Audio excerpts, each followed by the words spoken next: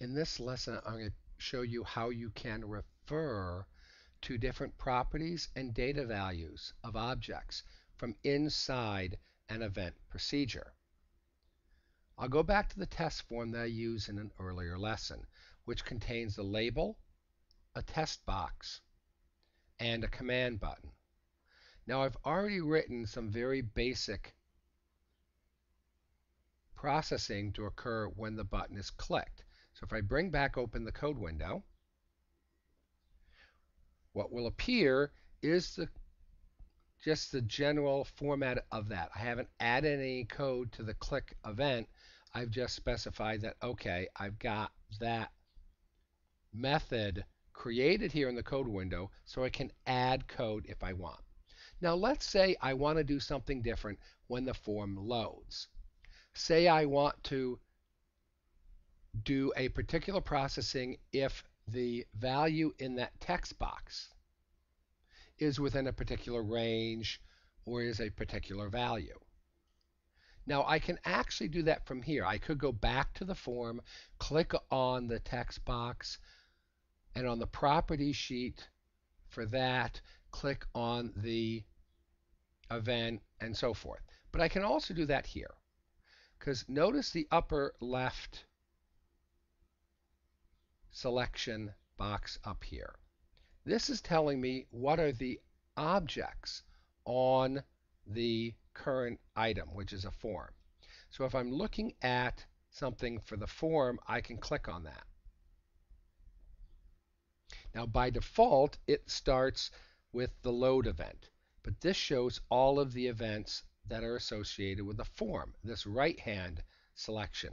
So if I want to do something on open, I could select that. Or if I want to do something associated with the current record after the record source loads the data, I can work on any of the events.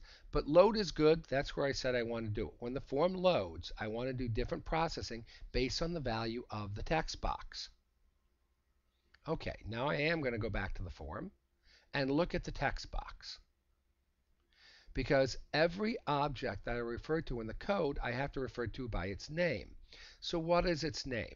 So when I click on it, up here, it gives me the name of the item.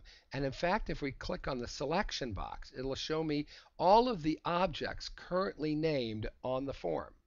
So I can just move to any one of them. Text 0 is good, but doesn't tell me a whole lot. I can change its name on the other tab, and in the name property, give it a more distinctive name. I've given it a label where the label says it's test, some test value. So that's logical. So I'm going to name it test text. I'm going to use TXT as an abbreviation. That's very common in the industry to denote text boxes, so I know what type of object I'm referring to, and then its name, which somehow is associated with what its purpose is on the form. Now I'm going to go back to the code. And what I'm going to do here is say I want to refer to the text that's contained in that text box. Well, first I said I want to do some processing based on a value. So I'm actually looking up if I have a particular value. So I'm going to be using the if keyword. I said anything I'm doing, I'm referring to the object by its name. That's its name. But now how do I get to the different properties and the value that's contained in it itself? I put a dot here. I use what's called dot notation. Now what the VBA editor will automatically do is show me the different properties or events, because I can also cause a particular event to occur from inside my code, that are available for that object.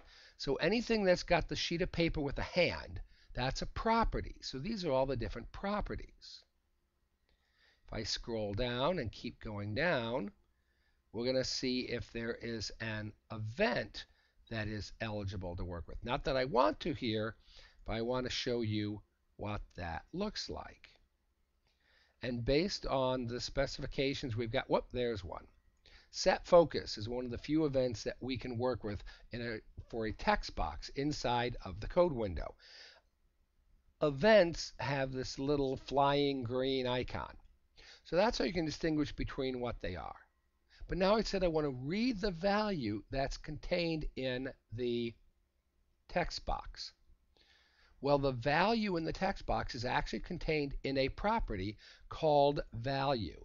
In fact, every single object that holds a data value has a value property. And the value of the value property is actually the data value contained in the object. So I double click on that and that puts value. So what this is saying is I'm looking at this object on the form and I'm reading the value of this property, which in this case is a value property. And then I can continue if that is a particular value. Say stop. All right. Then I would perform some kind of processing. And when I'm done, I would have the end if. I don't know what my processing is yet. I'll put in here a comment to denote what I want to add to this later.